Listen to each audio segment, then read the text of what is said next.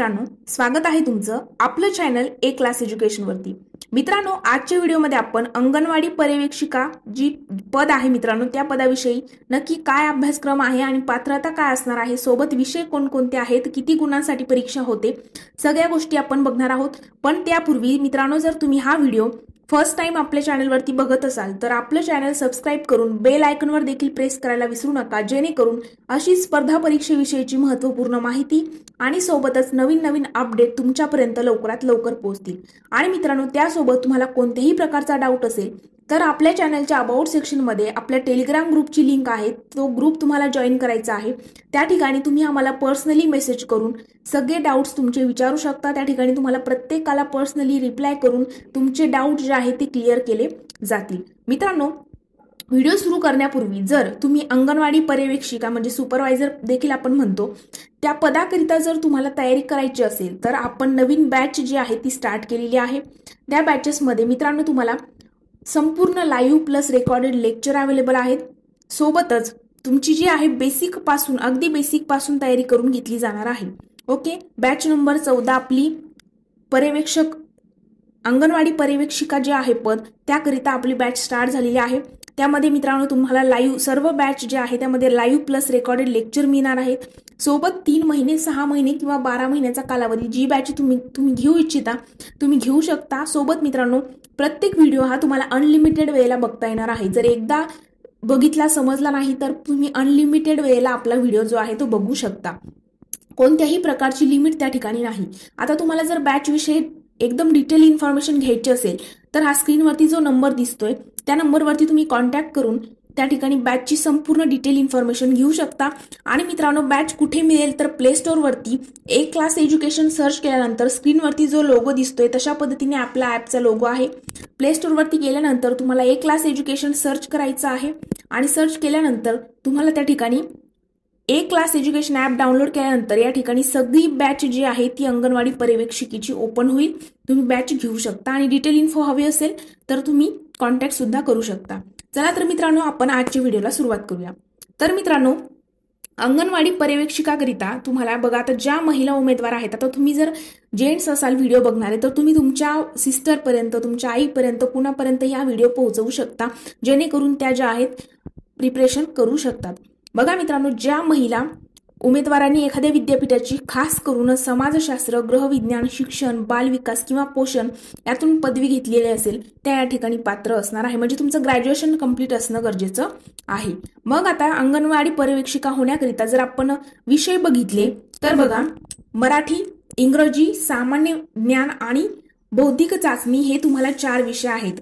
मराठीला तुम्हाला 25 प्रश्न आहेत, इंग्रजीला 25 प्रश्न आहे, सामान्य ज्ञानकरिता 25 प्रश्न आणि बौद्धिक चाचणीकरिता 25 प्रश्न। या ठिकाणी तुम्हाला कोणत्याही प्रकारची निगेटिव्ह मार्किंग लागू नाही। एका प्रश्नाकरिता तुम्हाला 2 गुण दिले जातात। जसं मराठीला 25 प्रश्न विचारले तर त्याकरिता 50 गुण असणार आहे, म्हणजे एक विषय तुम्हाला 50 गुणांकरिता असतो। त्यामध्ये बघा, एकूण 100 प्रश्न विचारले जातात आणि त्याकरिता 200 गुण तुम्हाला दिले जाणार आहेत। आणि तुम्हाला टाइम जो आहे पेपर करिता हे जे 100 प्रश्न आणि 200 गुण जे आहेत, तर 100 प्रश्न तुम्हाला 2 तासामध्ये सॉल्व्ह करायचे आहे। म्हणजे काय, 120 मिनिटांचा वेळ तुम्हाला त्या ठिकाणी दिला जातो। त्या 120 मिनिटांमध्ये त्या 2 तासामध्ये तुम्हाला हे 100 प्रश्न जे आहेत ते सॉल्व्ह करावे लागतात। मग त्या विषयांमध्ये आणखी डिटेलमध्ये काय वाचायचं असतं तर बघा, तुमचा पहिला विषय आहे मराठी। तर मराठी विषयामध्ये तुम्हाला सर्वसाधारण शब्दसंग्रह, वाक्यरचना, व्याकरण, म्हणी, वाक्यप्रचार, त्यांचा अर्थ, त्याचे उपयोग, त्यानंतर उतार्यावरील प्रश्न। जसं आपण 10वी मध्ये आपल्याला वरती उतारा द्यायला म्हणजे बघा एक पॅराग्राफ दिला जातो आणि खाली त्याच्यावरती त्या पॅराग्राफच्या बेसवरती जे प्रश्न विचारले जातात तशा पद्धतीचे प्रश्न सुद्धा या ठिकाणी तुम्हाला येत असतात। तर अशा पद्धतीने मराठीचं व्याकरण वगैरे तुम्हाला करायचं आहे। आता ते कशा पद्धतीने ते सगळं काही आपल्या ऍपवरती जेव्हा तुम्ही स्पेशल बॅच घेणार आहात त्या ठिकाणी सगळ्या गोष्टी तुम्हाला बेसिक पासून क्लिअर केल्या जाणार आहेत। त्यानंतर बघा, मराठी नंतरचा विषय आहे इंग्रजी। आता इंग्रजीला सेम मराठी सारखंच आहे, जसं की जनरल व्हॅक्युबलरी असेल, सेंटेन्स स्ट्रक्चर असेल, ग्रामर असेल, त्यांना अशाच प्रकारचं सगळं काही मित्रांनो ग्रामर वगैरे करायचं आहे। आता तुम्हाला जर इंग्रजी हा विषय हार्ड जात असेल तर आपल्या बॅचमध्ये एकदा तुम्ही इंग्रजी शिकलात तर तुम्हाला सगळ्या गोष्टी ज्या आहेत सोप्या वाटायला लागतील। त्यानंतरचा तुमचा विषय आहे बघा बौद्धिक चाचणी। आता बौद्धिक चाचणीमध्ये तुम्हाला सामान्य बुद्धिमापन व आकलन, तर्क आधारित प्रश्न आणि अंकगणित आधारित प्रश्न विचारले जातात. आता याचा अभ्यास सुद्धा कसा करायचा वगैरे तुम्हाला जेव्हा तुम्ही बॅच घेणार त्या ठिकाणी तुम्हाला क्लिअर होणार आहे. त्यानंतर भारताचा इतिहास, भारतीय राष्ट्रीय चळवळ, त्यानंतर महाराष्ट्रातील महत्त्वाच्या बदलांसह म्हणजे काय, आता सामान्य ज्ञान जो शेवटचा विषय आहे ज्यामध्ये 25 प्रश्न विचारले जातात, त्यामध्ये तुम्हाला इतिहास, भूगोल, अर्थशास्त्र हे विषय असतात मित्रांनो. त्यामध्ये बघा तुम्हाला भारताचा इतिहास करायचा आहे, भारताच्या महत्त्वाच्या राष्ट्रीय चळवळी कोणत्या झालेल्या आहे, त्यामध्ये महाराष्ट्राचा सुद्धा अभ्यास डिटेलमध्ये करावा लागणार आहे. महाराष्ट्र, भारतीय जागतिक भूगोल, भौतिक, सामाजिक आणि आर्थिक भूगोल म्हणजे महाराष्ट्राचा आणि भारताचा तुम्हाला जागतिक, भौतिक आणि आर्थिक भूगोल सुद्धा अभ्यासायचा आहे.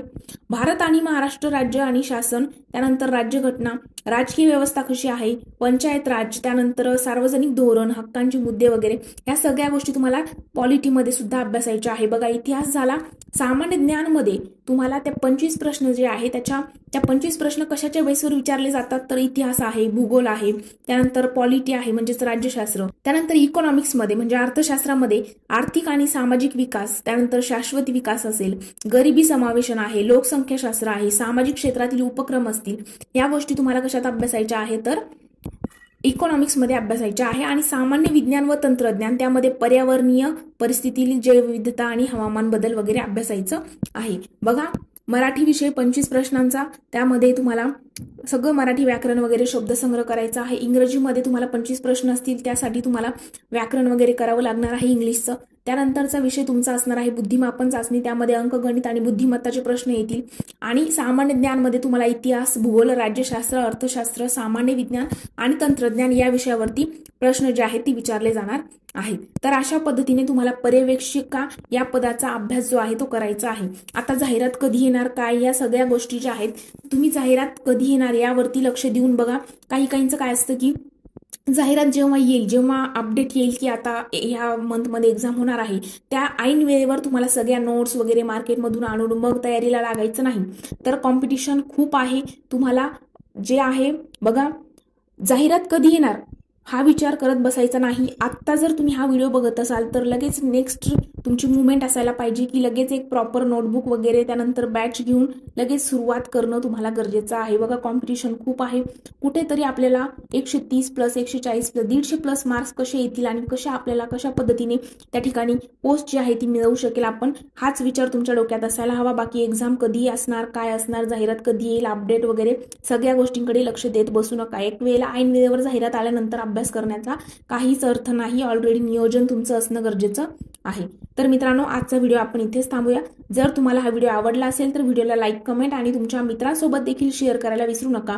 सोबतच तुम्हाला कोणत्याही प्रकारचा डाऊट असेल तर आपल्या चॅनलच्या अबाउट सेक्शनमध्ये टेलिग्राम ग्रुपची लिंक दिलेली आहे. त्या ठिकाणी जाऊन तुम्ही आम्हाला पर्सनली मेसेज करून तुमचे डाऊट जे आहेत ते विचारू शकता. त्या ठिकाणी तुम्हाला प्रत्येकाला रिप्लाय सुद्धा मिळणार आहे. तर आज आपण इथेच थांबूया. जर व्हिडिओ आवडला असेल तर लाईक, कमेंट आणि मित्रांसोबत देखील शेअर करा. Thank you so much.